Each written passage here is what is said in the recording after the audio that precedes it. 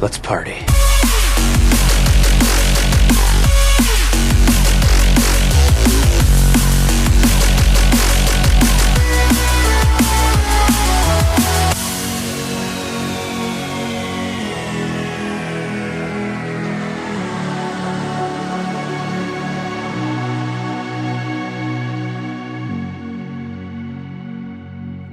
Hello everybody and welcome to Party Loaded. It is episode 215. Party Loaded, of course, the video gaming podcast that brings fun to self-isolation and not touching yourself.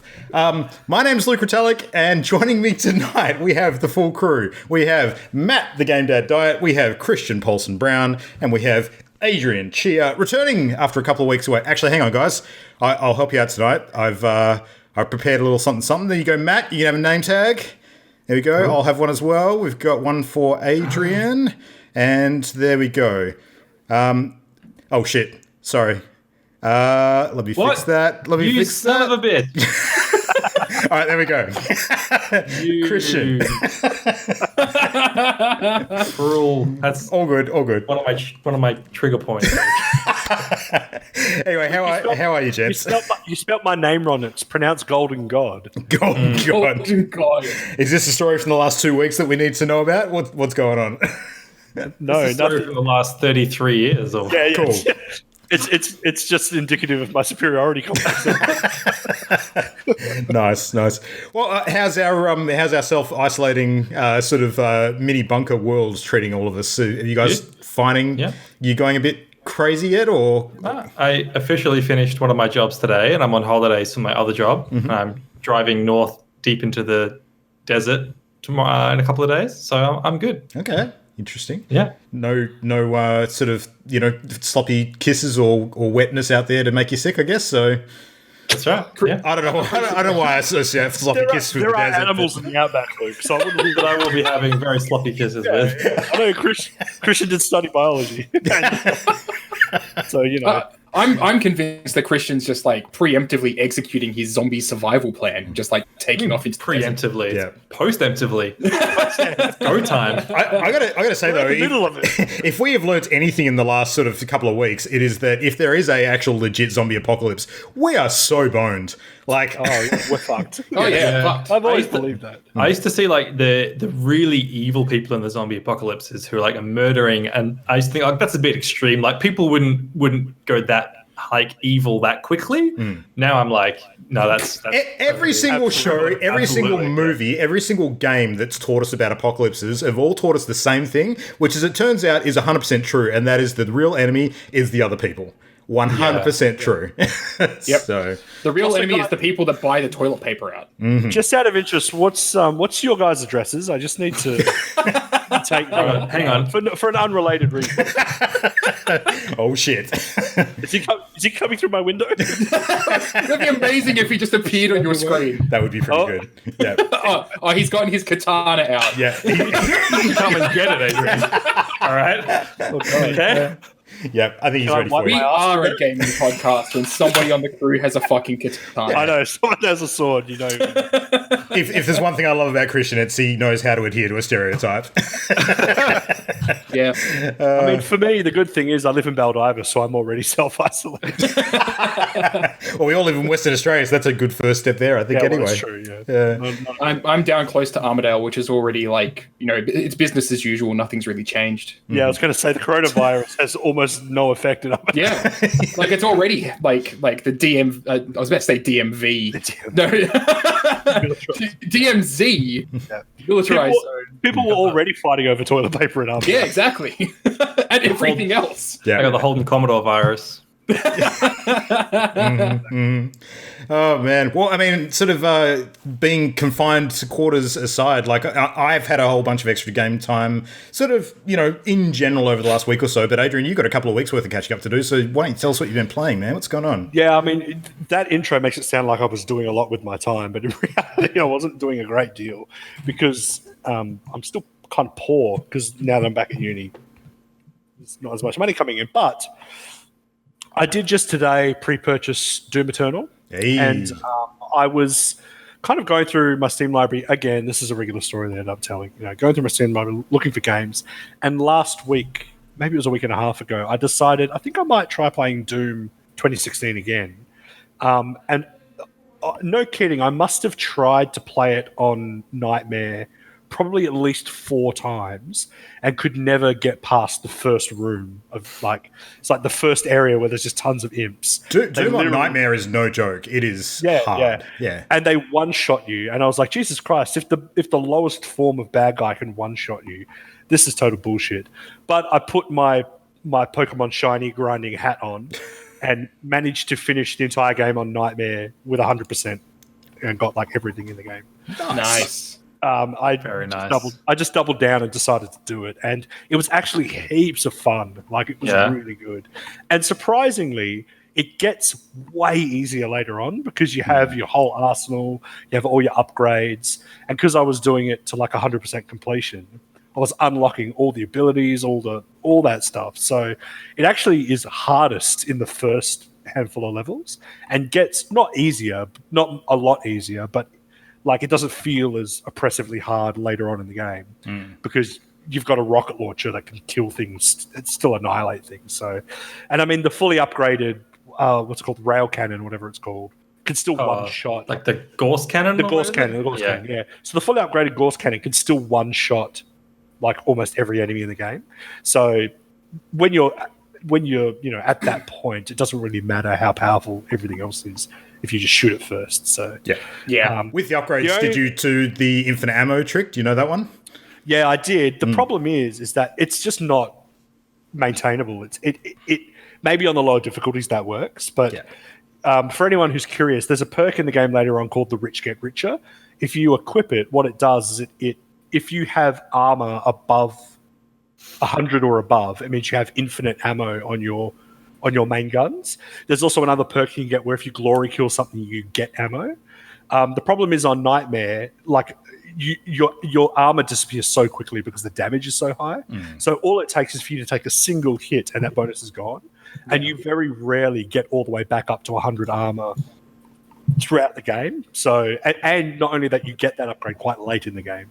So overall, I can only think of 2 instances where I actually managed to like let rip with that upgrade and the minigun, where I managed to enter a room and have, the perks required to just spray the room.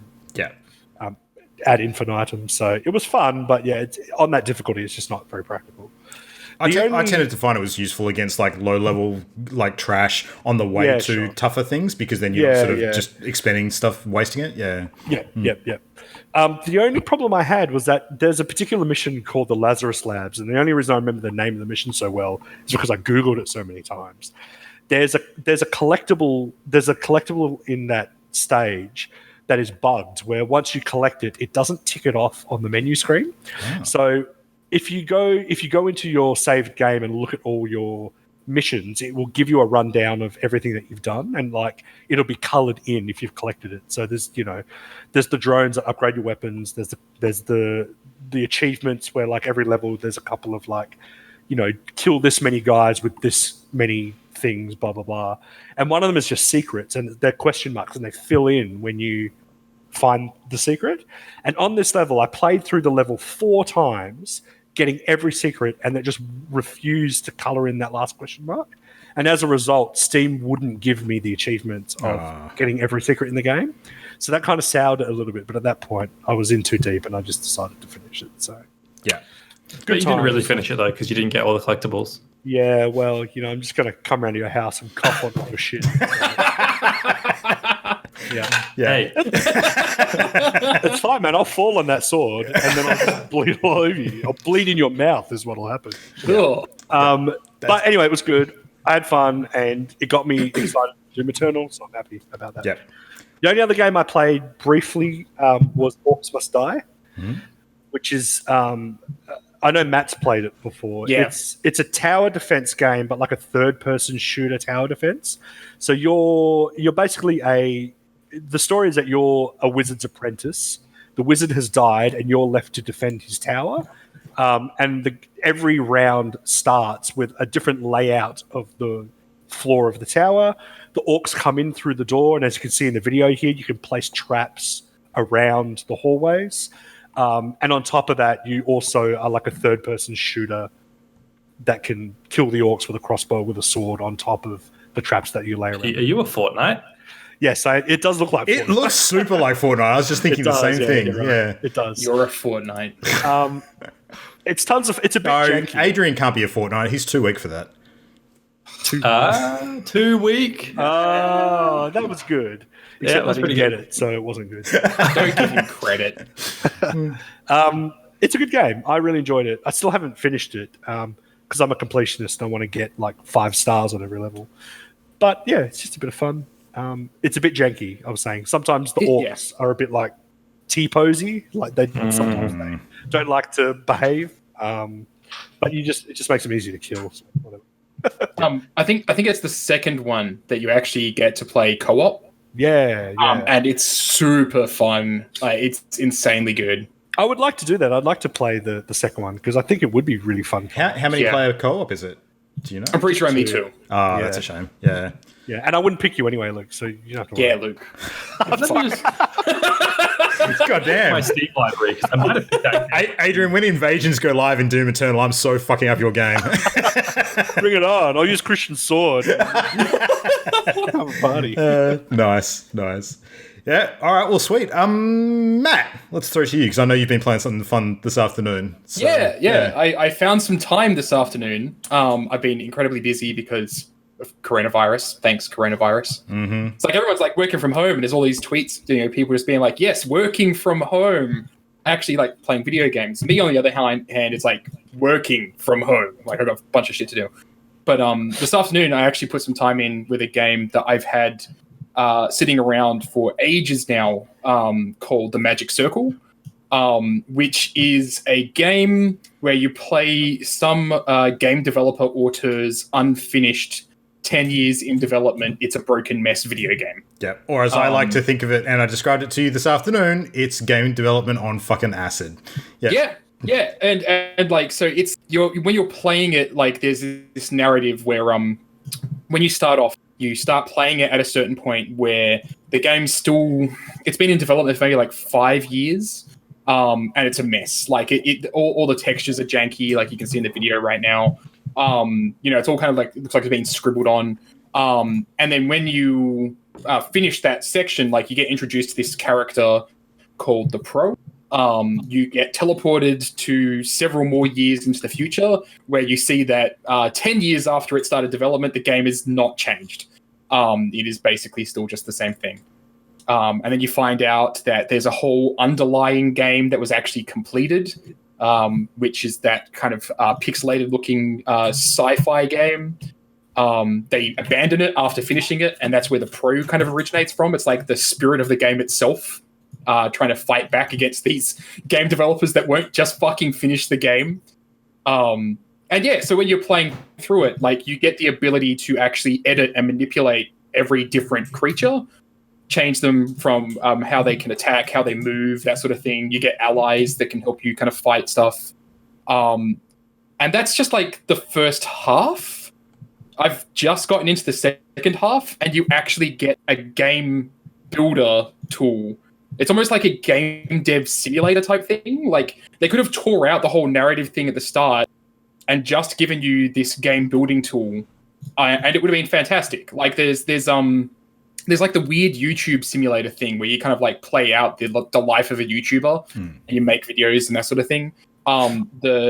The game builder that you get to at the halfway point it feels very much like that, where you basically are making levels, putting down monsters, changing how they act, putting in health potions, hiding treasure in secret areas off the map. And then an AI runs through it and basically gives you feedback on how they're feeling. So like it needs to be exciting. And if you just have like an empty corridor, it gets really bored. And you have to like, yeah, it's really fucking cool. Like I almost feel like that should have just been the game.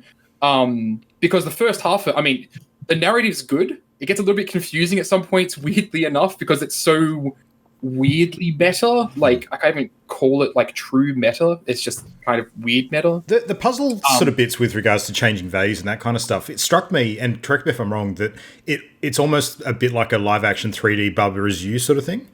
Yeah. Yes. Yeah, it is very, very similar to Baba Is You.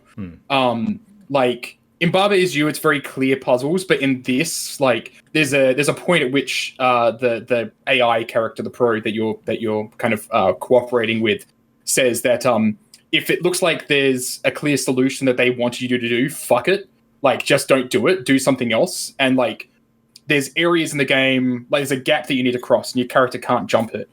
And so my way of resolving that was to go and steal the teleportation effect from another part of the game, put it on some random creatures so that when I stepped on them, I teleported through them, and then threw one of them across the gap and just teleported across the gap. Nice. Bit of puzzle solving sort of stuff going on. Yeah. But there's apparently like a whole other way that you can deal with that. There's one point in the game where there's this like weird boss that's like a hive mind thing. And all the creatures around it kind of operate under its rules. So you defeat it, and you get access to its ability to control a whole group of monsters. And so what I did was I just went and respawned all of the things that it had control over it, put one of them as my ally, and then gave it the group hive mind ability. And suddenly I had 20 little creatures running around fucking up everything that I went near. Which, yeah, like it's just really fun that like that's not necessarily intended. It's just there as a toy you can kind of play with and then use in the world. And yeah, it's all basically around this narrative of this auteur game designer who released a really popular text-based adventure game, and now his sequel to that game, he wants it to be perfect, and he keeps on changing the scope of it while they're working on it. And so the game just gets pushed back and pushed back and pushed back. So not realistic at all. It's totally realistic. But it's been out for a while now, so I'm not too worried about spoilers. There comes a point where they're going to E4 to show the game off, and you've basically helped the game get some control over its systems. Oh, you don't get it? Do. No, I don't get it. What's E4? I don't understand. E4 is the thing that will probably rise from the ashes of E3 after this year. Yeah, it's true. It's the sequel to E3. What's E3? I know you're playing dumb. But you help the AI to take control of the game while they're live on stage. And yeah, like there's this whole sequence that they build out literally last minute, which is also true to real life, to show on stage at E3, and you can go in there and edit everything. And so they want it to just be this kind of walk down this hallway, but they've put guards in there. So you suddenly turn the guards to attack the player. And then they're supposed to enter this room at the end where this is meant to be this reveal of this baby who's meant to be some, major figure in their game world. So I gave it helicopter rotors and made it fly around and attack the player. So like shit like that. It's like, it tells you, figure out a way to fuck up their presentation. And it's like, okay, well, I'm going to make the baby fly, clearly. Right? Obviously. You're an idiot if you didn't. But yeah, it's good fun. It's just it's a little bit clunky. It's really rough, but then I can't help but tell if that's what they were going for, because the game that you're playing in the game is rough. So yeah, it's interesting, but it's a ton of fun, especially the actual game level building part. That's the part I'm at the moment. It feels like it's gonna be fairly short. So sounds very devy. Yeah, I think you would have fun with it even if you weren't a game dev. Simply by being able to like manipulate the enemies and make them follow you around and do stuff. The stories I'm using, but when you get to the actual game building part at the end, yeah, that's probably a bit more devy. Yeah, it seems like the game dev equivalent to the 80s internet user equivalent of Hypnospace Outlaw. Almost. Yeah. Mm-hmm. Almost like that, that kind of real button pushy nostalgia kind of trigger. But in this case, it's not sort of like date-based nostalgia. It's kind of, more that side of the world. It reminds me a lot of the simulation games, only it has a story strapped to the front of it. Like that's what it kind of plays like, where they're kind of justifying the reason why you end up making this game in the latter half by putting a story narrative at the start of it. But yeah, no, I'm quite enjoying it. I don't know if I'd recommend it, but it's good if you're into that kind of weird meta narrative and game development and puzzle games, just puzzle games in general. Actually, if you enjoy Portal, you probably enjoy this. It reminds me somewhat of that. What was the game that came out after Stanley Parable, but it was about like exploring ostensibly like an abandoned game that this guy had worked on. I know exactly what you're talking about, and it is very much like that. Yes. Yeah, I played that, and it's kind of like Blair Witch, where it presents itself as true, and it's like you're exploring this abandoned project, and it gets into like the creator's like mental health. It's called Fallout 76. That's it. This abandoned project. Yeah. Nice. Yeah. Oh my god. I mean, I can't argue with that. I know the way you're talking about, Christian, and it is very much like that. But it doesn't hide the fact that it's unreal. Like whenever it's presenting, like one of the game developers is kind of hovering around in dev mode in the scene, they appear as this gigantic metallic floating eyeball. And it feels really weird. Real life, or no? It's very different real life. but like that sort of presentation is a bit odd, much like Adrian. You look like there's that part in PT where there's like a painting on the wall of an eye just going around. You look like that. That was me. Yeah. Mm-hmm. I was in PT. Yeah. Cool. Cool. Anyway, PT and then BTs in Death Stranding. You got my God. You got something there. How true to life? Keep going. I've been seeing articles about this all week. 80. How true to life are some aspects of Death Stranding looking right now, though? It's freaky. fucking like super delivering real. people in like biohaz and The fact that delivery people are fucking excellent and they're like the heroes of society now. Yeah, pretty. I honestly, I wanted I saw some today and I was out and I wanted to like salute them and thank them for their service. Like, yeah. Like a lot of the way that people are going to get supplies now is going to be through Amazon.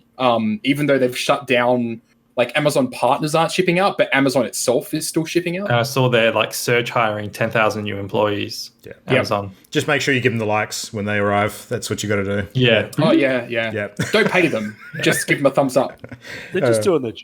Yeah. Anyway, speaking of liking stuff, what they're already doing. I think it's time for a live Doctors cross. are just doing their job, you know. Time for a live cross to our special anime titty souls correspondent on the ground, Christian Paulson Brown. That's me. Keep going. So I've been playing more Code Vein. I'm pretty much finished with it now. I'm at like clearly the last section of the game. And last week I mentioned the really fun loop of like finding new classes and getting heaps of new abilities. And that continues all the way through the game. You never stop getting new abilities, which for somebody who is just wanting to have 100 different spells and 100 different buffs and shit, like it's a really fun game for just chewing through, like grinding unlocks. It's a really fun game for that. And yeah, I'm really impressed with it. It's much better than I thought it was going in, because it reviewed sort of middlingly. But I think if you're a Souls fan, it's well worth playing. And for as far as the titties thing goes, there's one character that's introduced right at the start, which is like embarrassingly titty. Like, and if they just put like a hoodie on her. Why are you showing that footage, Luke? No. I looked, believe me. If they put a hoodie on this one character, it would class the game up so much more. But she's always there, just like jiggling away, and that makes it a little cringe. But other than that, you know, it's good. Well done. You've projected yourself as not enjoying it, but secretly. Do not check my capture gallery on my PlayStation. He's got this folder there labeled Jigglecringe. Jigglecringe. Yeah.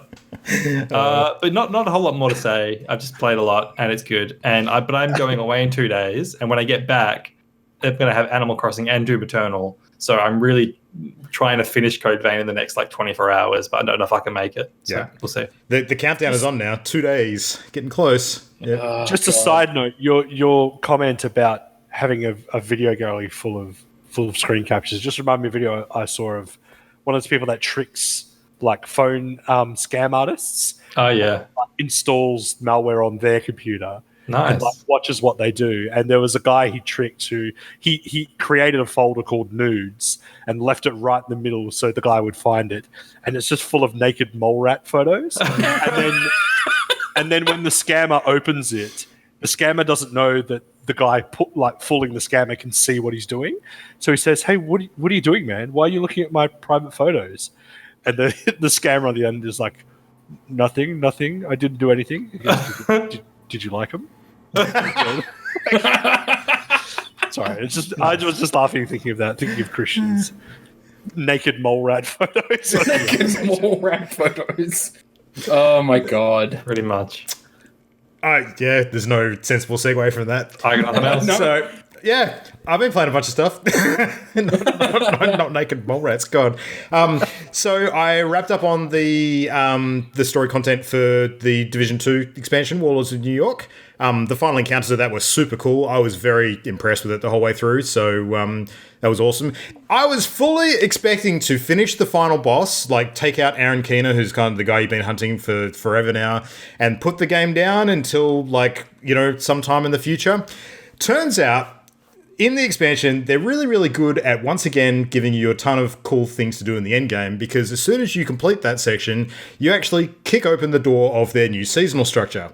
And I looked at the season stuff and I went, that actually looks really freaking cool.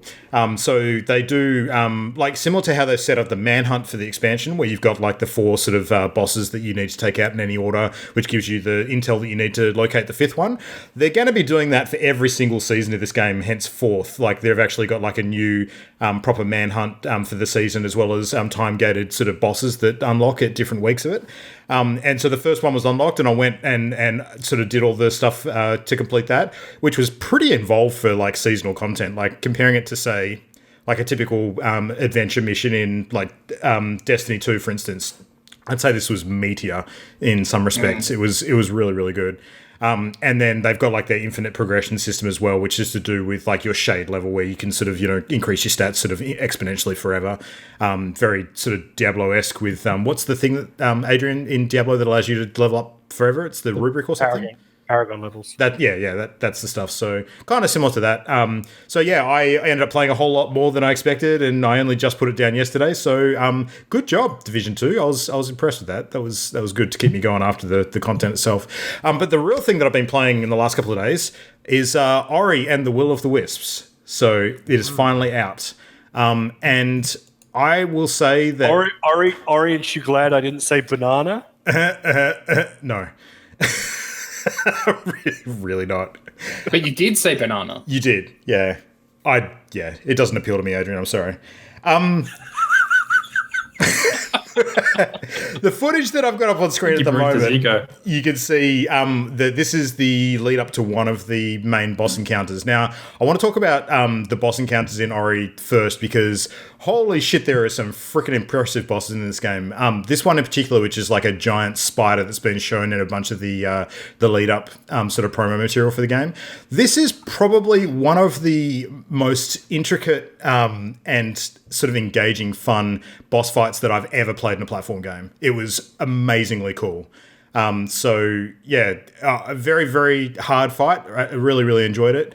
I think the game is freaking gorgeous. Like if such a thing was possible, which I didn't think it would be, it looks even more stunning than the first one. And the first one was like setting a high bar for sure. Some of the general sort of platforming mechanics have really like blown me away with how cool and different they are. Like there's this one area which is kind of close to where the spider encounter is, where you're literally in like a dark forest. And the whole forest is filled with like bug corpses for the most part. It's like built on layers and layers of like giant sort of dead cicadas and flies and moths and stuff.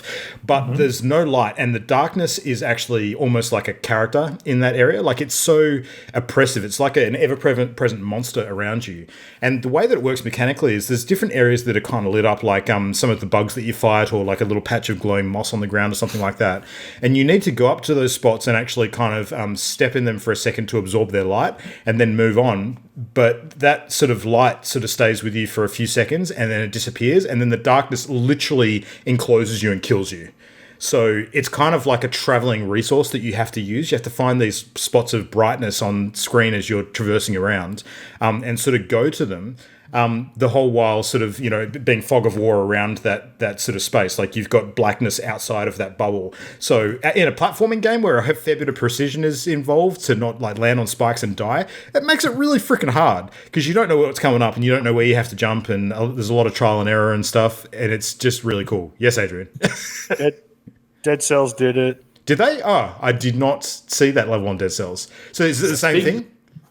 Yeah, it's exactly the same. Okay, cool. There's darkness around you. It slowly creeps in, and there's like lanterns scattered around the pathway, and you have to get to the lantern to push the darkness back out, and it hurts you. I played a bunch of Dead Cells, but I never got up to that bit, so I'll have to go and re-explore that game. Did any of you guys see one of the Ori devs getting like really salty on Resetera about people comparing his game to Hollow Knight? No. And it's like this really unflattering like sequence of forum posts where he's basically ragging on Hollow Knight, saying they did everything first, and like telling people to like stop saying that they like took inspiration from Hollow Knight when clearly like he's an auteur and would never like copy anything else. And it's just I think it's a dumb argument. Like I think whether they did take inspiration from certain things in Hollow Knight or not, like I think if there were a couple of things, it's to the game's benefit anyway. And it's original anyway. No, that's right. Yeah. And it is absolutely, as a whole, different enough that it's not even a fair comparison. So whether they did or didn't, it's like the way he handles it just comes across very kind of unprofessional. I mean, I could imagine, given how much work and effort and sort of creativity you put into something like that, it would put someone offside depending on how that was thrown at them. But even so, you kind of have to rise above it if you want to stay, in that media darling sort of space, don't you? So yeah, it's tricky. Oh, E4. Oh my god! You were gestating that one. Like, what a callback! I was going to wait till the five. news section. Nice work. So, like overall, as far as like all the platformers that I've ever played on, I'm playing on PC. Just to be clear, it's on every platform pretty much. I think this is probably right up there with my favorites. Like it's top tier for me. Like I freaking love it.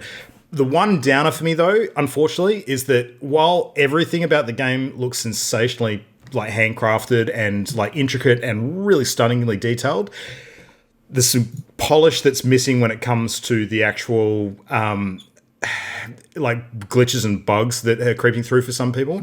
I, in particular, have been hit repeatedly by a really bad audio bug, which I've seen posts about on various forums. It doesn't seem to be impacting everybody, but the way it manifests for me is when I'm interacting with certain things on screen, especially during any cutscenes, I get this really loud, incessant buzzing noise, which lasts for like a second and then goes away. It's almost like, when you're sort of listening to a speaker and you've got like a mobile phone near it, and when a call comes in, it disrupts the sort of sound and you get that kind of buzz. It's a bit like that, but louder. Yeah, exactly. And it's super annoying. And every now and then when I'm sort of moving across screens, there's a bit of it's not really a hitch or a frame drop or anything like that. It's kind of like a stutter. It's like a weird stutter.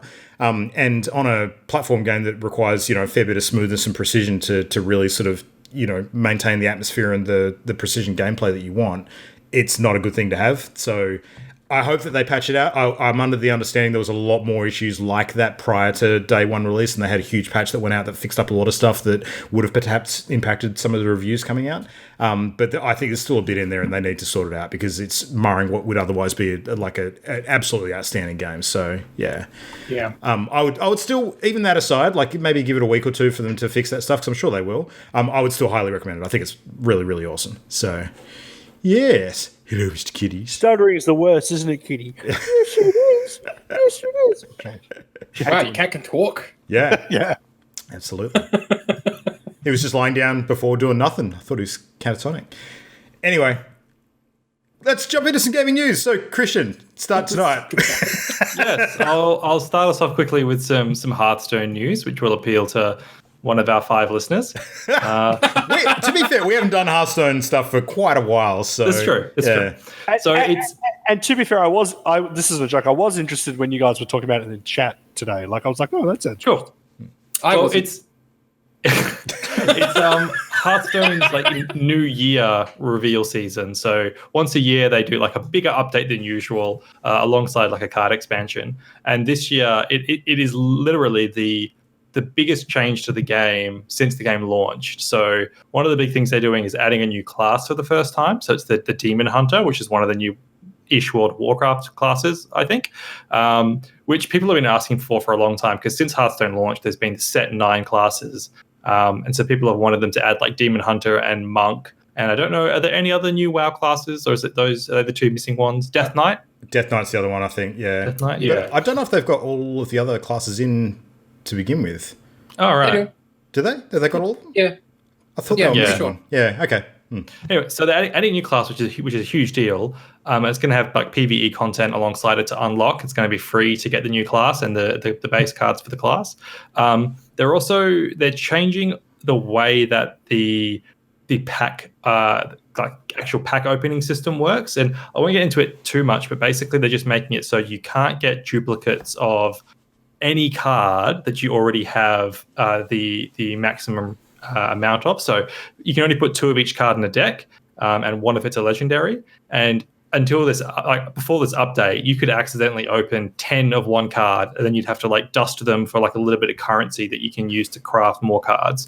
But that was like inefficient, and you know, ideally you wanted to open each individual card. So now you're guaranteed to, now, as long as you keep opening packs, every single card you get is going to be a new card until you have all of them. So until you have all of the cards of a certain rarity in a certain set, you will only unlock new cards, which is a huge deal as far as like cost savings go. Yeah. Huge deal as far as how much of an income hit they must be taking to do that as well. Yeah. So if you continue to, let's say you get an expansion and you buy the cards and you eventually get all the rare cards, will you still continue to get rare cards after you've got all of them? Yeah. So it loops around. So once you've gotten all of the rare cards for a set, you can then get another one of any rare card, because you've already got them all, but it's still going to give you some rare cards. So only once you have the whole set.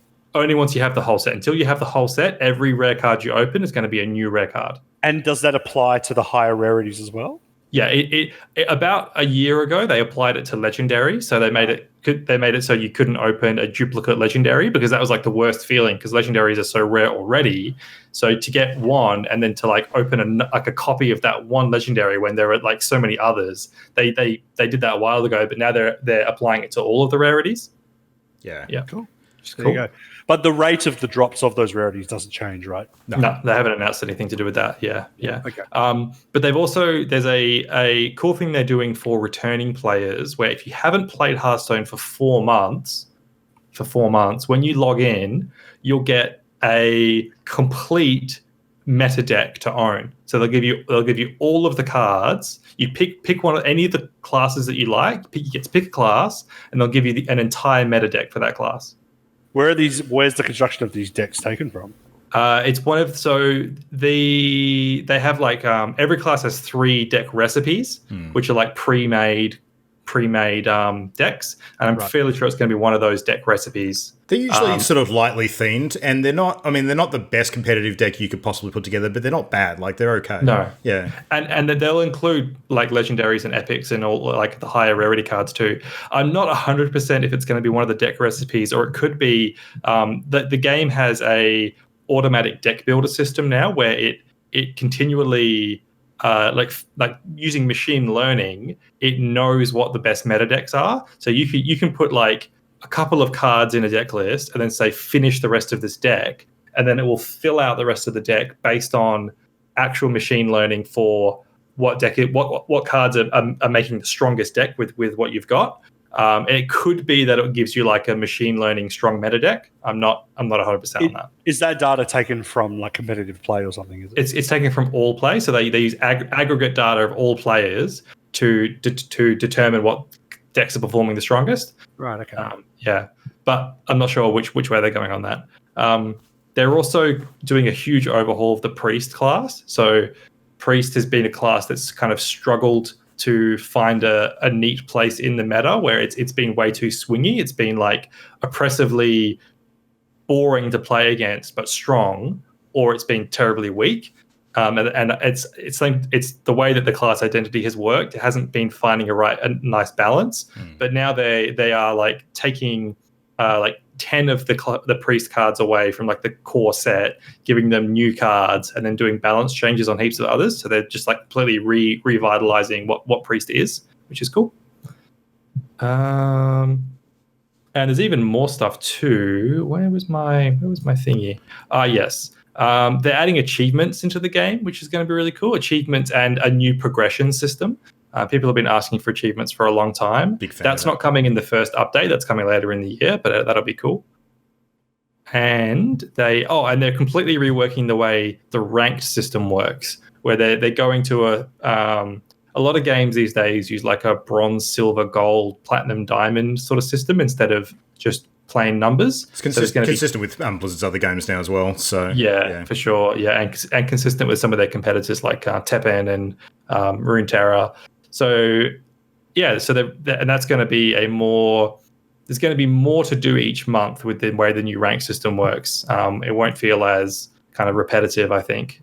And the rewards are better too. Every month the rewards you get will be better just for playing ranked. Yeah. So yeah, big deal for Hearthstone. And the big question remains, and I think I asked it last time in this expansion, have they added a full Tortolan deck into the game yet? No, and they never will. Don't they know that that's what they need to get me interested, me personally, as a Golden God, individual Slipstick person? Yeah. If they want to get me into the game, that's what they have to do. Honestly, like, given how much time you sink into things, like, they're missing out on a lot of cash. Well, that's true. Yeah. Yeah. What if it was a Tortolan hero portrait? Oh, hell yeah, that'll work. But if they are really missing out on like that much cash, like Adrian, for a Tortolan deck, how much would you shell out for it? Good question, but also fuck that pun. Nice. Oh, I like it. They announced a full-on expansion too, as they tend to around this time of year, which par for the course. But yeah, no, it was kind of surprising how much stuff came out about that. And Polygon leaked it about 7 hours early as well, which is like not super Pretty good. embarrassing. So Yeah. Damn you, auto scheduler. Yep. Well, the other thing that I wanted to talk about tonight, news-wise, was the surprising combination that was revealed during the week of now we're getting a Lego Super Mario game. So this is not a Lego game in the frame of like the Lego video games that we've seen in the past, like Lego Star Wars and Lego Marvel superheroes and all that kind of stuff. This is an actual physical Lego Mario game, which is, for all intents and purposes, a game. So the footage that we've got up on screen at the moment shows the playing pieces and it's basically the board which you construct yourself. Have you guys ever seen like the Lego range of board games that they did, like the Heroica range and that kind of thing? So they've got like the little Lego die and stuff like that. There was one that I missed getting when it came to the shops, which I was really disappointed about because it looked super cool, which was kind of like a Lego version of the old Hero Quest game.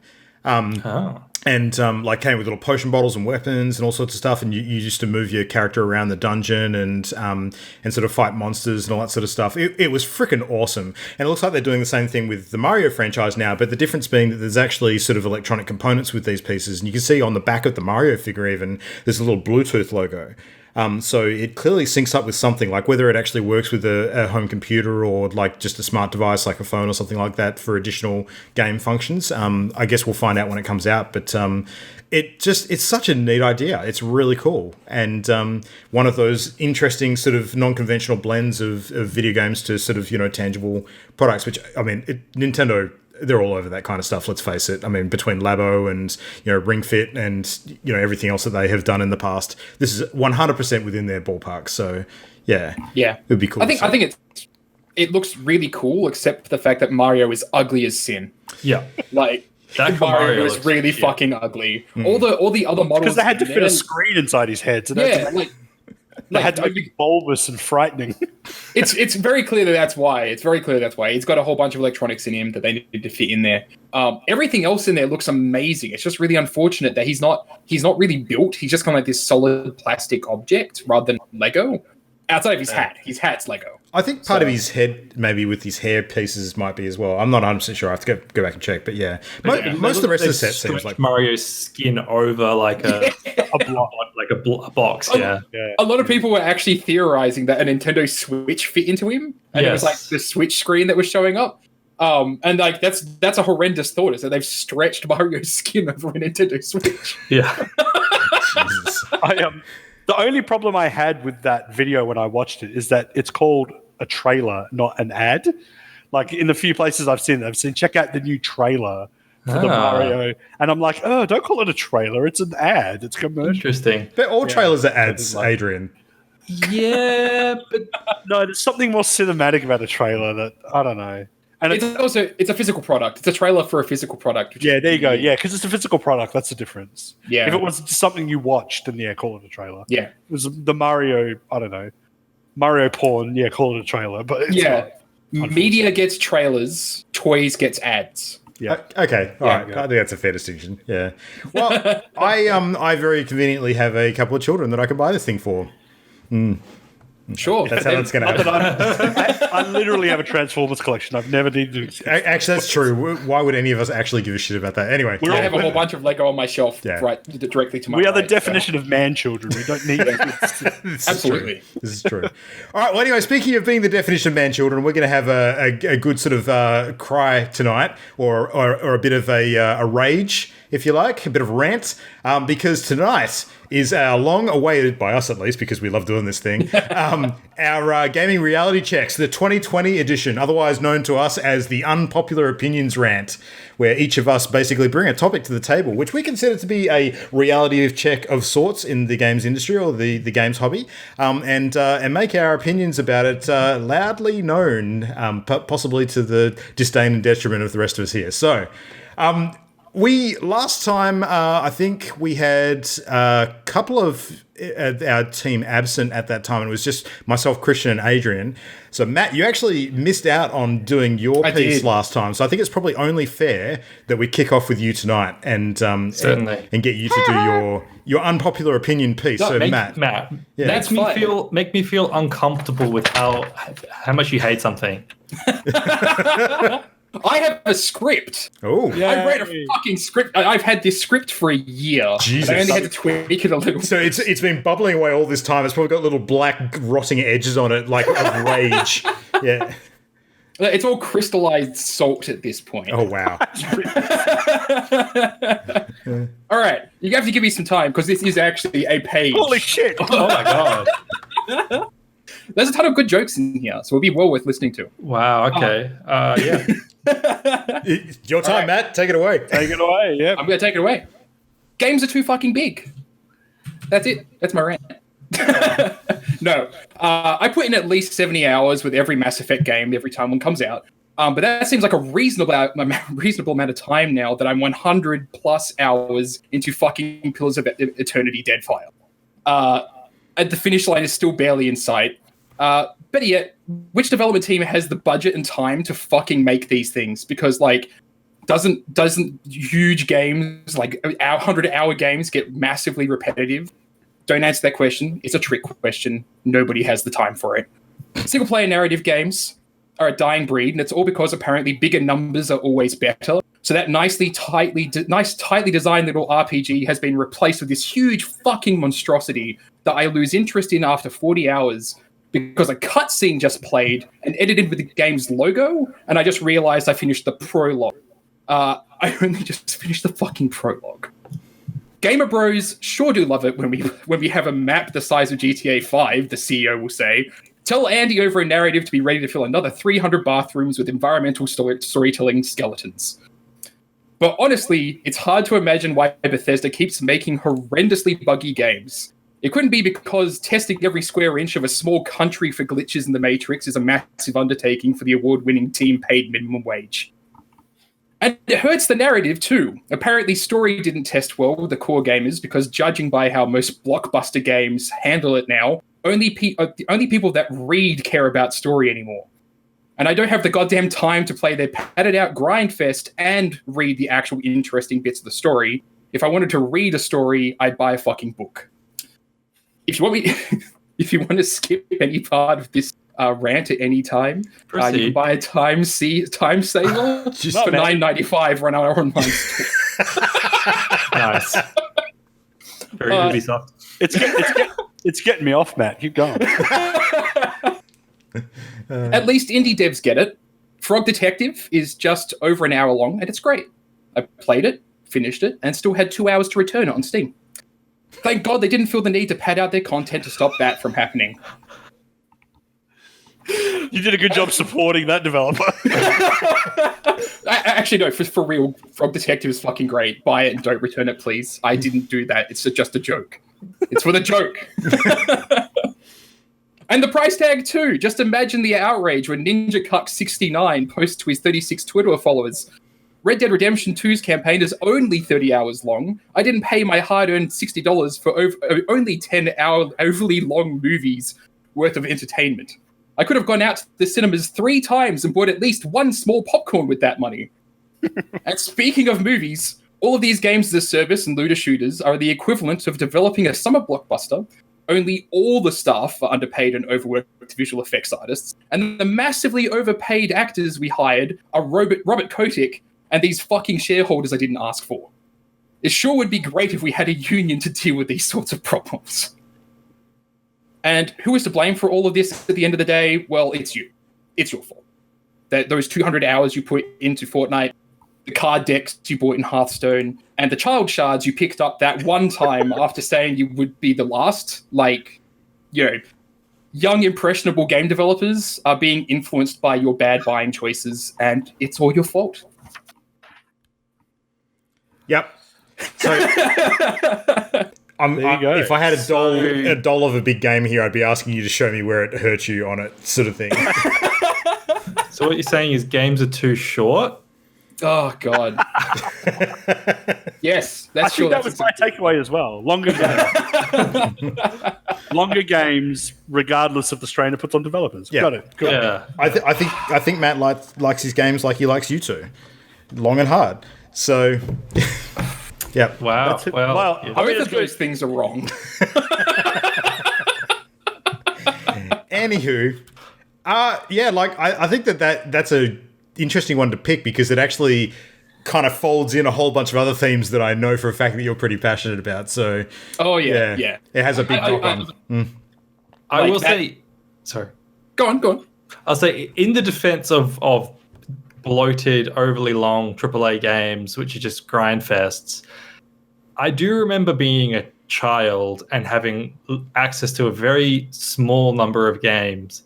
And I think that these forever games, that's the one audience I can understand if they're really into that. Yeah. I mean, it's not really applicable when we're talking about GTA 5 or Red Dead 2, because those aren't really games that a 10-year-old should be playing. But the length of a game for someone who only has access to a few games, it can be something that, that they really value, I think. But that's not to excuse the shoddy, monetary practices and dev crunch and everything that comes alongside those things. I think the big difference is games back when we were kids were really massive games in some cases because they had a lot of content and which was consistent with the quality of the rest of the game. But Matt's absolutely right. What we're seeing proliferating in the industry these days is games that are made deliberately long just purely to tick a box on someone's sort of, selling points list to buy. 100 plus hours of gameplay or whatever. Yeah. But it's false. Yeah. Yeah.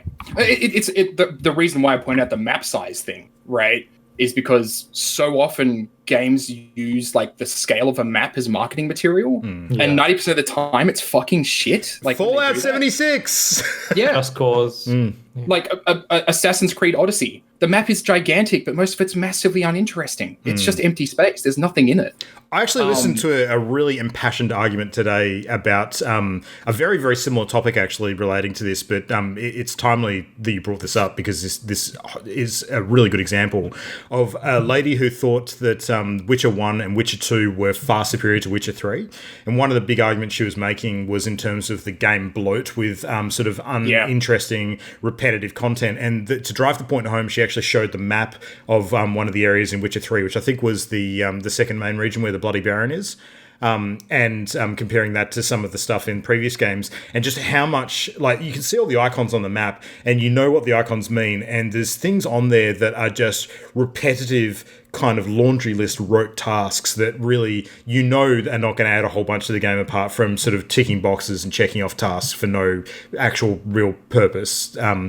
And when you look at it in that light compared to like something that's a lot more sort of, polished and linear in terms of not overstaying its welcome and getting you to do the one thing it does really, really well, I think that there's a pretty good argument there. So yeah. Because I'm seriously enjoying Deadfire, but I've gotten to the point right now where I kind of cringe at the idea of opening up because I've already put 100 hours in, and I don't know how much more I'm going to have to put in to get to the point that I want to get at, which is basically not 100%ing the game, but completing enough of the side content that I don't feel like I'm going to miss out when I end it, or that I'm going to have that ending and then go, oh God, I wish I went back and actually finished that one thing. And that might be a fear that like the first game put into me, because I realized in the ending there was a quest that I hadn't done and it actually had an impact on the game's outcome. And so stuff like that is on my mind.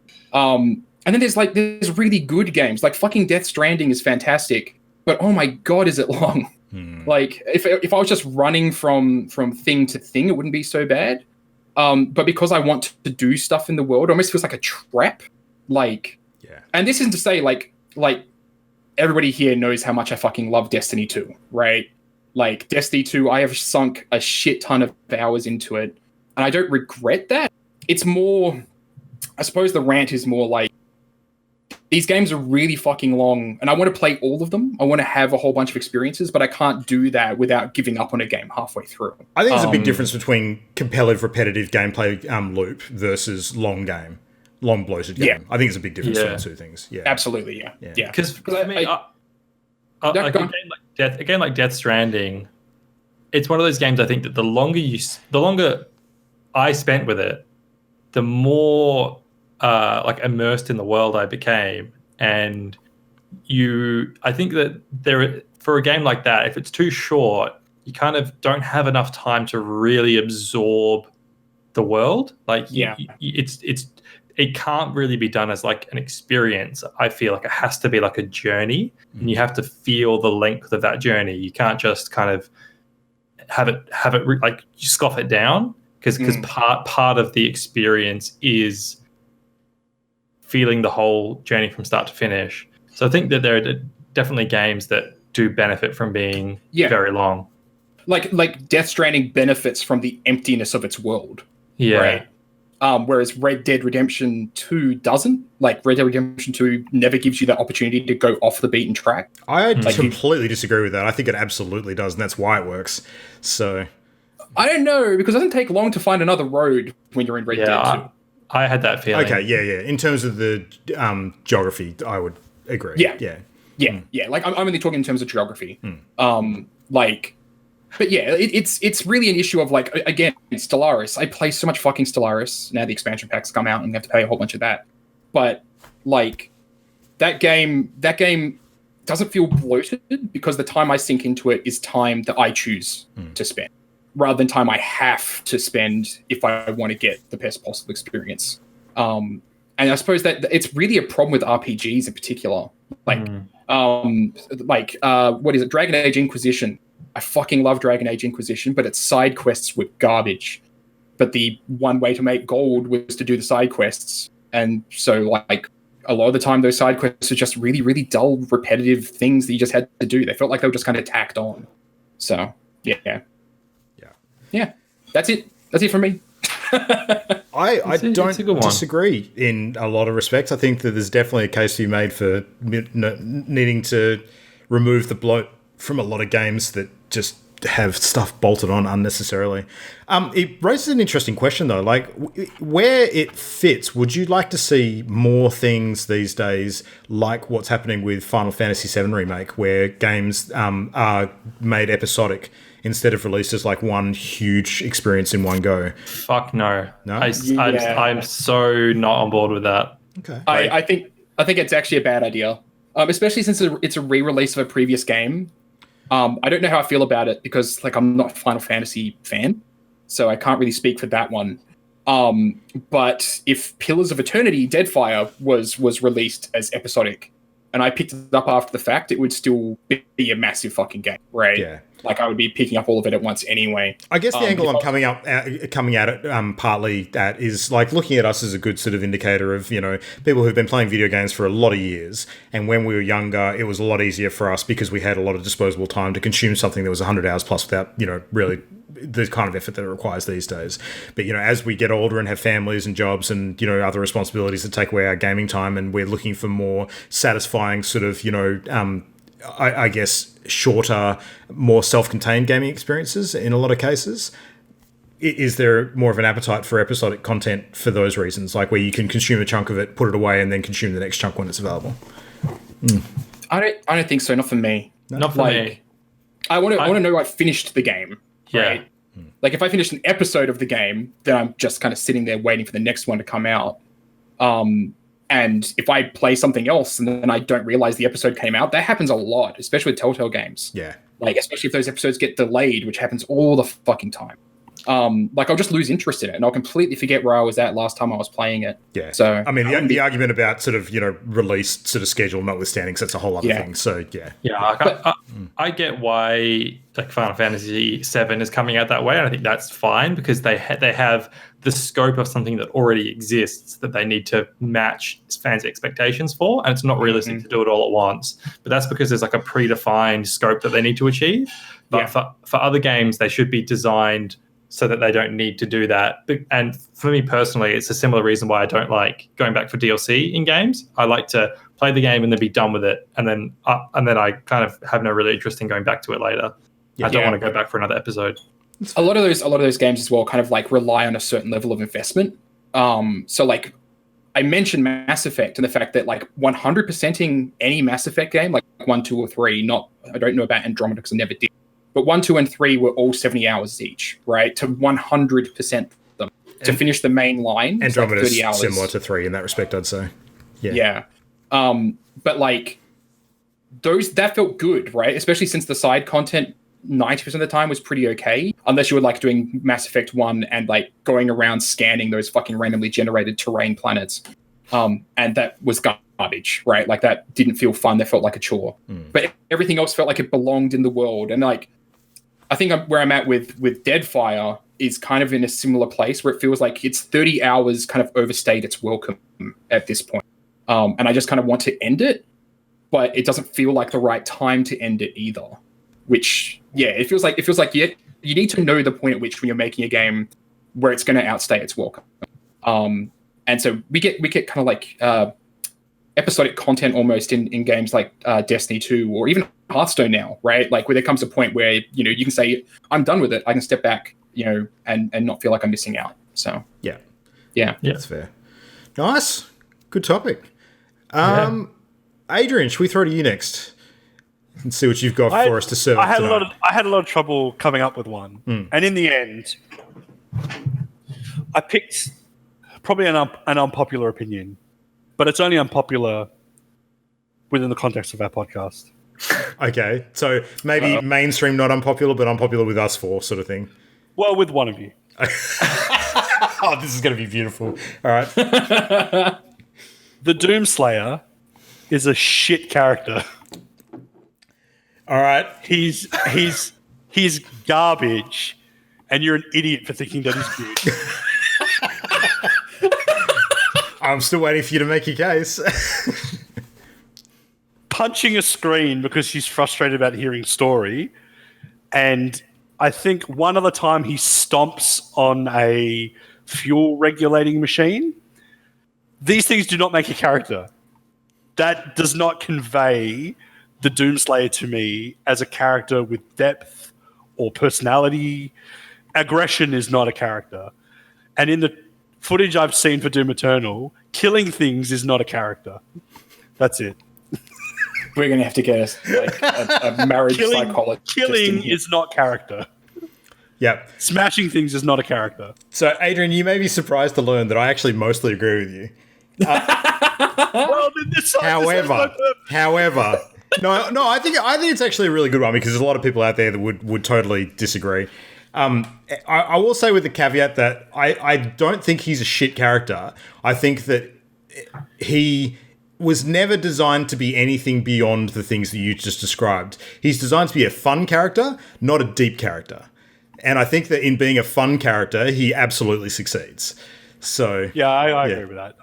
I had nothing else to pick. Yeah. You mentioned Doom Eternal. Now, I've intentionally sort of avoided a lot of the Doom Eternal coverage because I know I'm going to play the game. Yeah, but I have heard people talking about there being like seeing more of the Doomslayer. Like I think you actually see his face in some material or something. Yeah. But like I'm worried that explaining more about the Doomslayer is going to demystify him and make him much less interesting as a character. Does the Doom Eternal content that's being shown? Do you think I should be worried about that? Because I like the kind of just Judge Dredd style. He just kills things. He's angry. I think he's still absolutely that. What I suspect they're doing, which is probably the smart way to go about it, is they're adding a lot of world building around the character as opposed to building out the character itself. So It's stuff that supports his place in that world, but without kind of... It's like the Joker conundrum, you know? It's like every sort of story that takes like the DC Comics Joker and tries to give him like a backstory or explain how he came to be the way that he is and all that sort of stuff, ultimately fails because the whole mystifying aspect of the Joker is that he's fucking unpredictable and mysterious and you don't truly know where the hell this dude comes from. Like, that's one of the best things with Heath Ledger's performance in Dark Knight is that he keeps on reinventing the story as to how he got the scars. You know, you hear him say like 3 different versions of it throughout the movie or something like that. And I think that never having it fully explained is part of the reason why that character works. And the Doomslayer, to me, is kind of... I mean, he's nowhere near as complex or deep a character as the Joker. Let's not even compare him in that respect. But I think that the background behind him work on the same kind of level where you've got this really weird, broken kind of history of games where, you know, you don't actually know if there's one particular time period which makes sense for all of the game's lineage, whether it's like alternate universes or dimensions and shit like that. Obviously, the real answer is that because they didn't plan this far ahead and, you know, to actually make it a coherent sort of timeline, they'd have to retcon a bunch of shit. But what they've done instead is they've kind of built it into this kind of, you know, mystifying sort of history of this character, and that through all of that broken sort of lore, you never quite know. And I think that actually makes it kind of cool. So that's my take on it, at least to a certain extent. And I don't think they'll go to explain like all of that. I think that they'll maybe give you a little bit, but not go too deep, is my I'm not as worried about his backstory. I'm worried about him, like his personality. Like, I don't want to know his personality. I don't think you'll ever hear him speak. I don't think you'll see much more of his face than like just a quick glimpse of part of it when he's putting a helmet on, or his reflection. Right. You know he's human. You know roughly what he looks like to a certain extent, but I don't think they'll go much deeper than that. I really don't. So... yeah. I think they shouldn't have even revealed his face. I don't like that. Yeah, I don't like it. But like, I think that it's gonna be a funny comparison. So Doomslayer is kind of a container for like for your personal rage, right? Like for you to kind of rage out. He's not really a character. He's kind of like that container for rage. He's a vessel. He's literally a vessel. He is a vessel for your rage in much the same way that the goose from Untitled Goose Game is a container for your desire to be a fucking asshole to everyone, right? Like, they are kind of just empty things that allow you to do stuff in the world that you wouldn't do in real life. Yeah. And I mean, in Doomslayer's case, you can't go out. You can't actually be a goose and you can't actually go hunting demons. It's unfortunate you can't do both. Says you. But Matt, you've actually hit the nail on the head, and this is something I didn't mention before, but you're absolutely right. Part of the reason why being that empty vessel works so well and why it's such a smart character choice is because it allows you to put yourself in his shoes.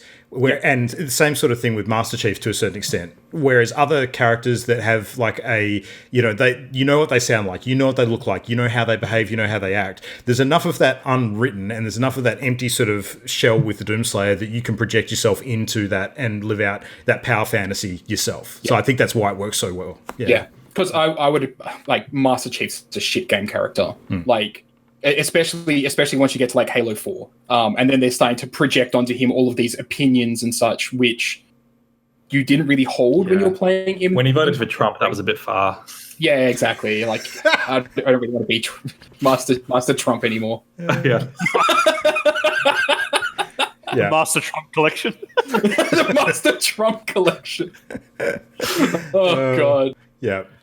So, Adrian, I think that is actually a controversial opinion, but you've got some good reasons for it. So, the only other two things I wanted to say very quickly is that who gives a fuck about game developers? They should just crunch. Fuck them. And anime titties are disgusting and you should feel bad. Wow, those are controversial. Okay, that's... Yeah, we're going to talk later, all right? Those are the other things I wanted to say. We've got shit to sort out. Nice.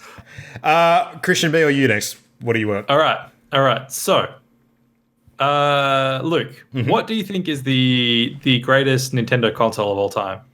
Greatest Nintendo console of all time? Just quickly. If you put a gun to my head and asked me to pick now, I would say the Switch. Matt? If you want me to choose, God. Just this is hard. Just play the game. Okay, you know what? I say the Wii. And Adrian? The original Nintendo Entertainment System. You're all wrong. The greatest Nintendo console of all time is the Wii U. It's controversial. And here's why. It's controversial because it's wrong. The Wii, you can play every Wii game on the Wii U. The NES had a eShop that you could play basically all the good NES games. The Switch... NES. You mean... Didn't you say NES? Yeah. Oh, Yeah. sorry. I see what you're saying. Yeah. You could play all the classics. The Switch, I'll give you there's some good Switch exclusives you can't play, but you can play Breath of the Wild, which is the best one, and then a lot of the good Switch games are Wii U ports. But the Wii U had an eShop and a virtual console that you could get SNES, NES, N64, GameCube. You could just play Wii games on it. And it had some great exclusives of its own. It is the best Nintendo console of all time. All right, here's my counter argument. I can't. You said console, not game library. So when you're talking about the actual console itself, fuck you, you're wrong. by absolute definition of console, it has to be the most recent high-tech one because it is vastly superior in every physical way to all of its predecessors. So that's not even an argument. That's intellectually dishonest because that's not what I meant. Second thing is that the book is closed on the Wii U. The Wii U can never aspire to be more than it is at this point in time. The book is not closed on the Switch yet, my friend. There is a lot of shit yet to come on that console. Okay, as of recording, the Wii U at its peak. Oh, so you're changing the initial position now. This is how you're going to win the argument. No, I'm clarifying my position. That the Wii U as a product offered the greatest Nintendo experience of any console. Every single mainline Zelda game was available on it.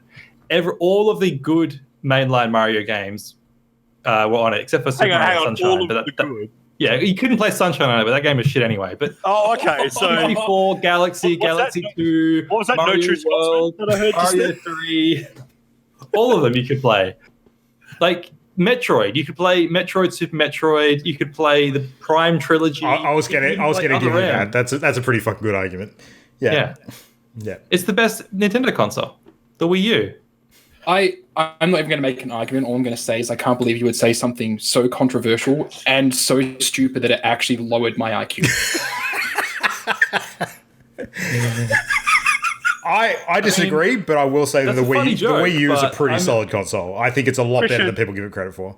Could you watch porn on the Wii U? Yes. How? Tell me. Through the browser. Adrian's not like, whoa, what? I have to agree with you. when Pornhub put out their yearly statistics, they do one for game consoles, and they say how many people are watching porn on different consoles. The Wii U was actually, proportionally quite high. Well, I can't argue with that. That's just science. So. Yeah. So I rest my case. And there's even a handheld screen, and you can do all sorts of things with that. So. Yeah, but you don't get the HD rumble with the Switch. That's what you need for the. You just get a plastic cup and a dish sponge and a rubber glove, and just strap it to the bottom of the Wii console, and you're good to go. Yeah. strap it to the screen. Perfect. Sure. Porn life hacks with Adrian. That'll be a whole topic for another episode. That's a whole other Lord. podcast. Yeah, absolutely. But no one has any real arguments against it. I had several of them. What are you talking about? No, you like. What was your argument again? That the Switch is still in, like, games are still coming out for the Switch. It still has the potential. Oh, I can't predict the future. I'm saying right now, the Wii U is the best Nintendo console. Well, that's just like your opinion, man. Can you still buy a Wii? That's like saying, oh, you can't, like, the PlayStation 5 could be the best, so you can't say the PlayStation 4 was the best because we don't know about the PlayStation 5. So we're basing best on its library of games? Like that's what I mean, what else is a console for? Like you could have a Pro controller, which is just as good as any of the mainline controllers. So as far as you interface with the game, you've got a Pro controller or a Wiimote. So you've got the interface of the game, you've got the game library. But those things you have to actually purchase separately. I'm not talking about price. I'm talking about the But they don't come with the Wii U. You have to buy them separately. The thing with the Wii U is that fucking horrendous screen. Yeah, but like, if we're talking about the Wii U, we're not talking about like the best peripherals of all time here, Christian. It's a controller. It's a controller. Yeah, it is it has a controller, and it's shit. So the Wii, because the Switch only comes with the Joy-Cons, but everyone plays with a Pro controller. Does that mean that doesn't count? I play the Joy-Cons. It's fine. I know how big your hands are, Matt. I can't help but think you're lying. No, I do. I don't have a Pro controller. You've won me over, Christian. Where can I buy a Wii U? Sorry, what? What? Oh, fuck you. I think Adrian's got you on that 1 point alone. Yeah, awesome. Yeah, look. That's me. Wii U's good. I thought you had good taste, Christian. Like, Matt, the anime titties had me going. You said the Wii. There's literally a Wii mode on the Wii U that is just a Wii. The Wii. It has the console built into it. Like, it sold way more than the Wii U did, and its name was way less horrendous. Sales, the people pay and see Transformers movies. Sales don't mean shit. I mean, I can't argue with that. Yeah. Adrian's ready to break out. There he goes. God damn it. Oh, the stream. God damn it, Adrian. All right. Hopefully he comes back. Well, he's going to have to come back to hear my rant, so... He's gone forever. Yeah. It's your fault, Christian. All right, well, I'll kick into mine then. So my unpopular opinion perhaps tonight, because this is one that I suspect that you all disagree with, but I actually believe quite strongly to be true. And that is that most games are best played straight away when they're released. That is my strong opinion. The reason for that is several. So first of all, I think that there is much more to a game than just playing the physical products, because I think that when you're actually purchasing a game, part of what you're getting is an experience. So you're actually playing that game as part of the zeitgeist. You're enjoying it along with a whole bunch of other people talking about that game at the same time. You know, you get to enjoy that buzz, that vibe around why people are excited about something at one particular time. It's like when a TV show is sort of, popular at a particular time and everyone's talking about it, and you want to be part of that conversation. You want to sort of enjoy it outside of actually the time spent watching that TV show. It's the same with games. Like, you actually get a lot out of the experience in addition to the time you spend physically in front playing it. And I think that that's actually a huge part of what people enjoy about the hobby. Secondly, I think that, there's a good argument for games that have heavy narrative elements that could be spoiled, playing it immediately so that you lessen the risk of that as a thing for a lot of people. I think that's a good reason for playing things immediately as well. I think that there's absolutely a good reason to play games straight away and not wait years and years and years, because when it comes to the quality of things that are available, often there'll be games that are much, much better that are released down the track that lessen the value of something that was out previously just by the sheer fact that there's something better out now. So you would have been better off playing that game when it was new and enjoying it for what it was then, instead of having something that's far better and newer and more technologically advanced that is an option instead.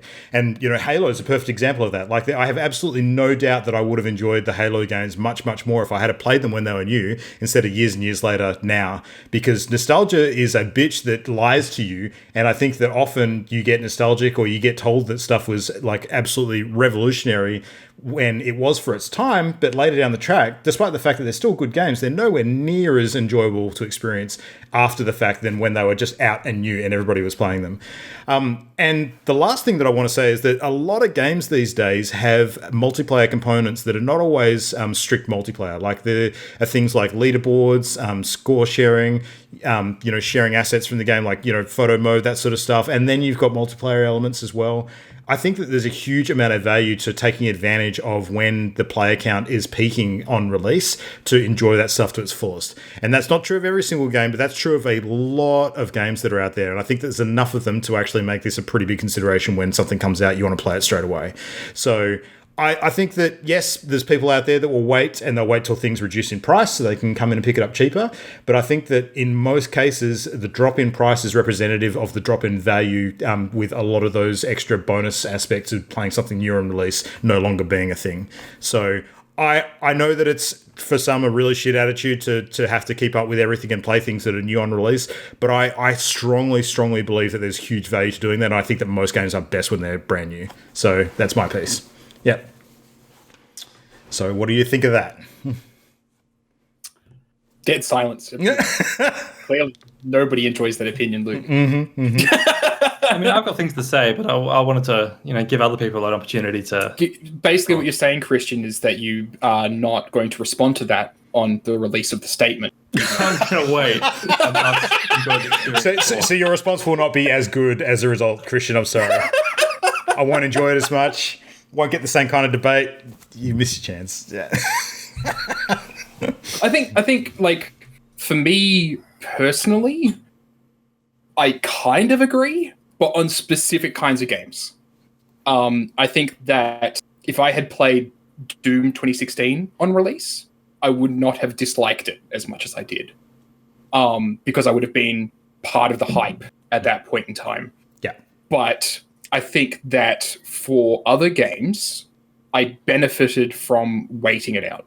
And this is more seasonal content than anything, but like I skipped a lot of Destiny 2 seasons because I saw how people were responding to it, and I was like, I have no desire to play the game while it's still shit. And so when I hopped back in, I enjoyed it substantially more than I would have, which I probably would have burned myself out and then, been screwed. How does this opinion factor in with early access games? It for the most part, I think, represents that a lot of early access games get that early buzz, which drops off severely and doesn't sort of maintain after proper launch. So I think that it absolutely can be true for a lot of early access games, despite the fact that they're unfinished products. But it's such a wide range, because there's a lot of early access games that are early access purely from the perspective of, they want to get it out there because it's largely finished and they're just sort of polishing and tightening things up. And it's, they want to sort of, get sales started. They want to get the name out there. I think Temtem's probably a decent example of that. Like, I think Temtem, had a huge spike in popularity and excitement around it when it first sort of opened up in early access. And you would have seen a huge amount of people playing that game, like, at that point, despite the fact that there was, big zones of that game that were yet to come. I'd very much doubt that it'll have the same sort of spike and sort of surge when it goes for full release. And I think that, in a lot of reasons, the time to play that game was when early access began, because that's when the big wave is. So I think that's probably a good example to kind of illustrate the point. Yeah. Yeah. I think there's some games that are just timeless, though. Yeah. I mean, it's not an absolute with absolutely every single game, but I think that it's true enough of a majority that it's a pretty big thing. Yeah. Yeah. I've been ruminating on it, and I think I disagree entirely with everything you said. I just don't feel that way. Like, I'm not going to try to be funny on this. I think I just don't agree with it. I think that the things that you talk about gaining, I think, are like superficial and like artificial and kind of gross. Like, I don't like that. Which is like more personal to like certain people, right? Yeah. I mean, like I can't yuck anyone's yum anyway. Like, so I can only speak from from like a personal perspective, because obviously if you enjoy that, then you enjoy it. I can't tell you what you do or don't enjoy. I think just personally, I find the idea of like buying into it, I don't know, kind of like, I don't like to use the word conformist because it sounds amateurish, but like I don't like, I've mentioned before when I talk about like taking medicine from people, I don't like just taking my medicine, and I feel that kind of activity for me feels like going with the crowd or like reacting the way they want you to react, and not only from like a sort of anti-authoritarian perspective, but just because I like to believe that I've made a better choice, because it makes me feel superior to people if we're getting a bit too personal. So maybe that's part of it. I don't know. I can't articulate it very well, but I don't agree with that, I guess. So, hypothetical question, Adrian. Yeah. Is there any other older Pokemon game that you would spend the amount of hours that you spent recently shiny hunting in the new one? Absolutely. I've done it in other games. But would you do it now? Yeah, absolutely I would. Okay. Yeah. It's worth pointing out. Sorry, go on. Sorry. Well, the proportionate amount of time spent hunting was only because it took that long, not for any other reason. Mm-hmm. So, like, I wasn't driven by the zeitgeist to get that shiny Pokemon. I was driven by the Pokemon to get it. So if there had been a Pokemon that I liked as much in other games, and it had happened to have taken as long, then I still would have done that. The only reason I bring it up is because I would have thought that part of the fire that drove you to do that was the excitement of it being new. Of sharing it? Yeah. Oh, okay. Oh, and sharing it. Yeah, that's true as well. Yeah. Yeah, but I mean, like the Pokemon itself being new is just because it's a new game, not because I'm driven to engage with the game on like a zeitgeist level. Like it was a personal experience of something I wanted to do because I enjoyed that, not because I wanted to be part of something bigger, like other people playing it or anything like that. But it must be said, you know, the drive to kind of show it off maybe is part of that. But I would like to believe that if I was farming for a Pokemon in an older game that I wanted to show off, my behavior would have been the same. So okay. I don't know. All right. Yeah. Because Adrian, you're not saying that playing games on release is bad or worse. You're just saying that it's not a necessary component to having an optimal experience. Like you played Pokemon on release, but that's just because you wanted to play that Pokemon game. It wasn't it wasn't to get that new release experience that wasn't the reason you played it. The only point I agree with, well, one of the points I agree with Luke is the one you raised about Halo. I do agree that there are some games, like, but obviously time is the factor there. Where like obviously because it literally just happened where I went back and played that fucking awful Halo. What was it? Halo Reach. That's a piece of shit. Like, so I agree in that sense because it's aged. And for me, I didn't enjoy it because I feel like I'm playing an old game. And I do feel that way when I play some old games, but not all old games. So I can't say that it applies across the board. I'd say it applies to certain games. There are certain styles of game that improve with age and some that sort of stay classic. Like, for example, when I think of Final Fantasy Tactics, I can go back and play that many times. Tactics Ogre, like Vanguard Story. There are some classic RPG games that don't age poorly because they're so good. All those point and click games you played? Yeah, exactly. Yeah, but when you think of something like Halo was like the Caterpie of first person shooters, and now we've got Mega Butterfree to contend with. So of course it's going to look bad. So I think that's a bit of a different sort of comparison. So I just think there are some games that age well and some that don't. So I think jumping on board at the time of release, like to get the most out of the game, I think that's true for certain games, but not all. So if I was to pitch it slightly differently to you, because I think you as an individual, quite accurately, you don't identify with a lot of those things because you're a bit of a different kind of gamer yourself. Would you at least concede that there is a very good reason for a large number of people to engage with games that are new for those reasons? For the reasons that I've just said. For the reasons that I pitched. Yeah. So like, about sort of being into the hype and stuff. Yeah, like, do you think it's a good idea and there's a lot of value in it for people who necessarily aren't you? Well, I mean, again, that comes down to yucking yums. Like, if people get something out of it, then fine. I just think they're being sheep. Like, I don't think there's any. I don't think there's any empirical benefit to that. I think that's just people feeding off their own hype. But then again, you don't think there's like a social benefit to it of like having a mutual enjoyment with like positive experiences. Yeah, with I mean, other if you want to people? circle jerk each other, then go nuts. Like, but I'm not into that. Like, fucking go like awesome. But when we very first sort of started playing Pokemon together, like years and years back, I think it was when we were playing. Like the first time I played with you guys was around Diamond and Pearl era, if I remember correctly. And if we hadn't have all gotten the new games at that time to play together because we were all playing it at the time that it was popular, we wouldn't have had that awesome experience together. So, same with the Mario Kart when we were playing Mario Kart in the store. Yeah, I agree. And there's a similar thing when I remember when Mario Kart came out on the DS, we had some awesome like group times. And I agree with that, but that's not because it's a new game. That's because we had a network to play the game.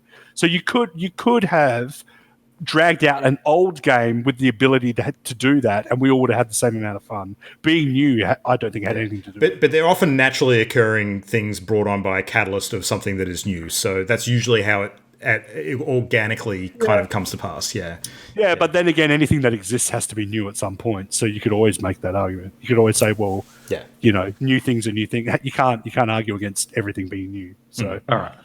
We were all part of the Fallout 76 zeitgeist when that was released, and some scars will never heal. So. yeah. Maybe that's where the angst comes from. I just don't want to be. I don't want to put my eggs in one basket again. On Fallout 76, though, and Matt, I know for a fact that you enjoyed part of your time with it, at least because of the fact that we were playing it together. Playing it together made the game better. Yeah, and that would never have happened if we had done it later, knowing what we knew now.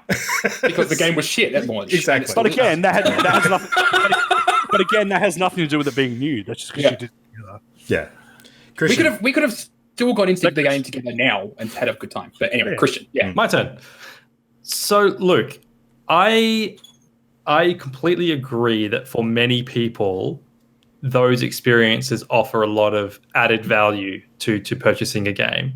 Particularly, like you're talking about multiplayer games. Absolutely, the population of a multiplayer game is the lifeblood of that experience. And as a game goes on in age, in most cases, the population decreases.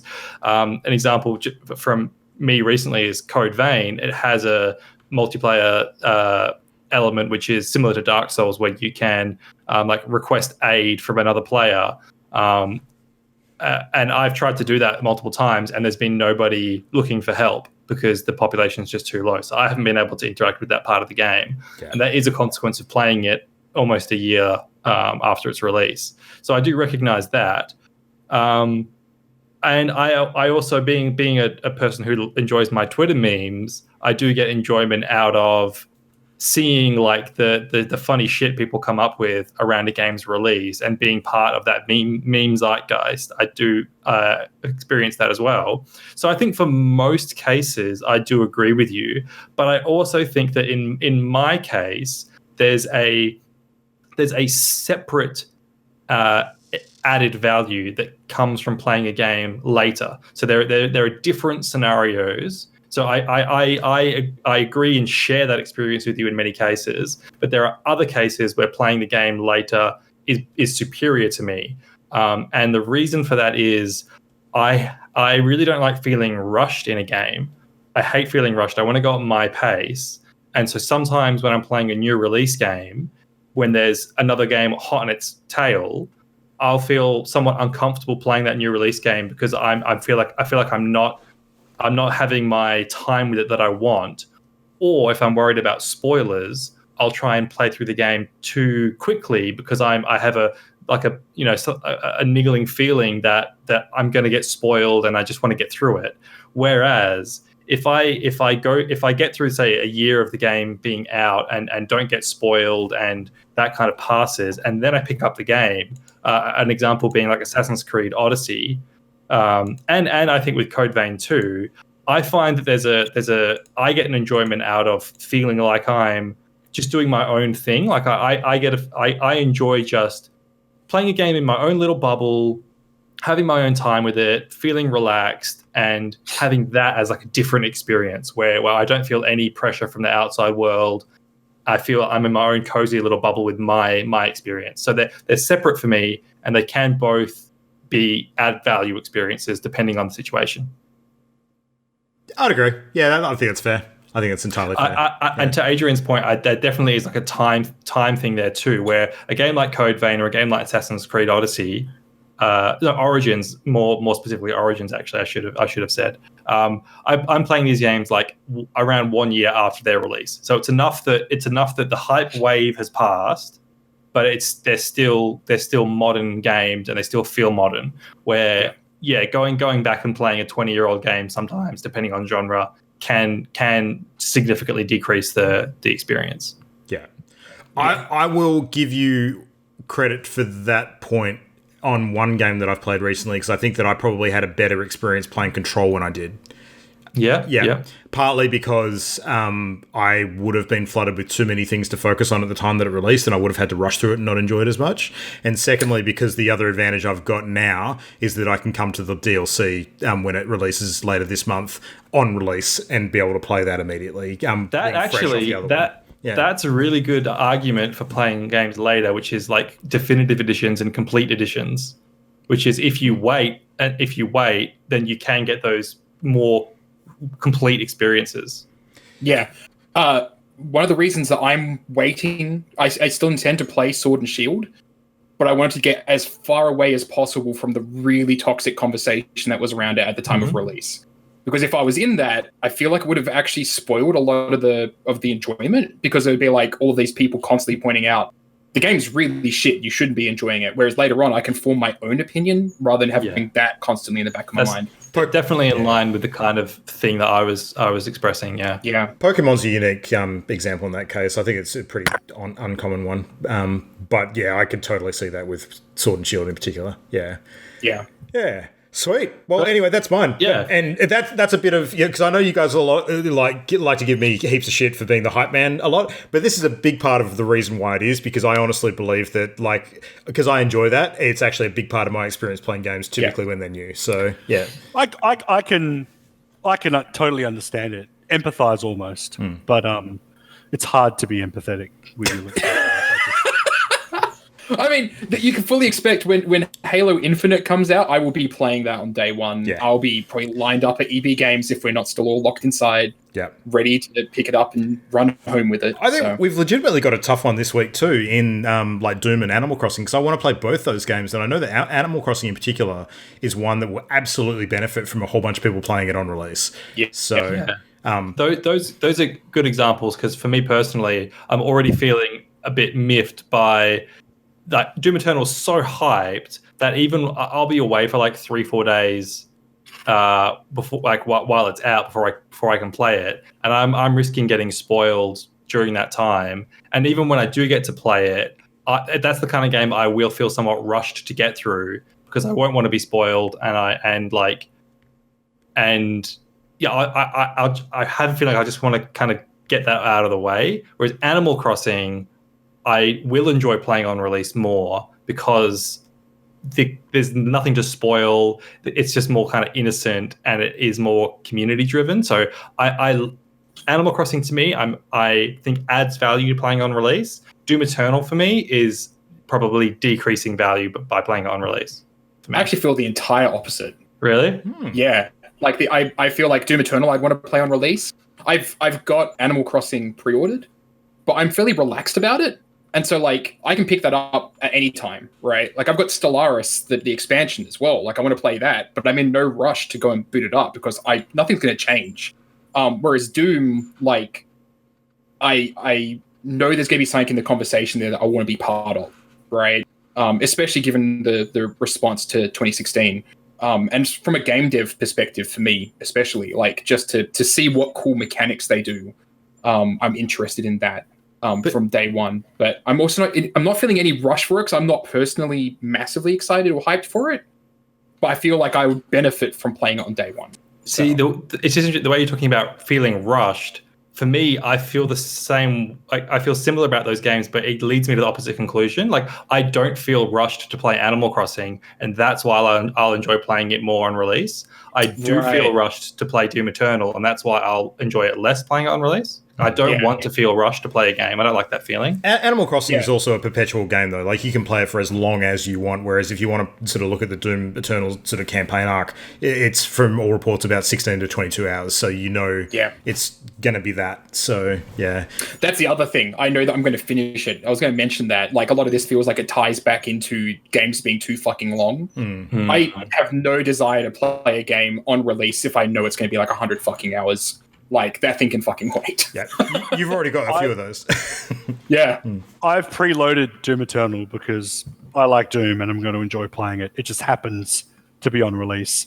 I have no interest in playing Animal Crossing because it's for mouth breathers, and the same people who play Animal Crossing are the same people who play Borderlands and hoard toilet paper. So, I'll have you know, I'm an asthmatic and I poop a lot, so... On that note, I think that's a show. Well done, gentlemen. So that is our Gaming Reality Checks 2020 edition. So hopefully everyone watching or listening tonight has enjoyed our unpopular opinions for this new era that we live in, this new bunkered down, viral contagion, self-isolating era. We can still have opinions when that shit's going on. So I have another unpopular opinion. I hope the coronavirus spreads rampantly. All right, let's cut the feed. Mute his mic.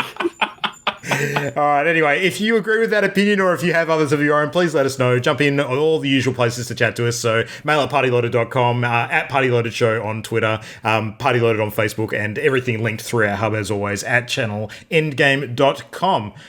That's it. So, we obviously know what we're all going to be playing over the next week. Christian, good luck.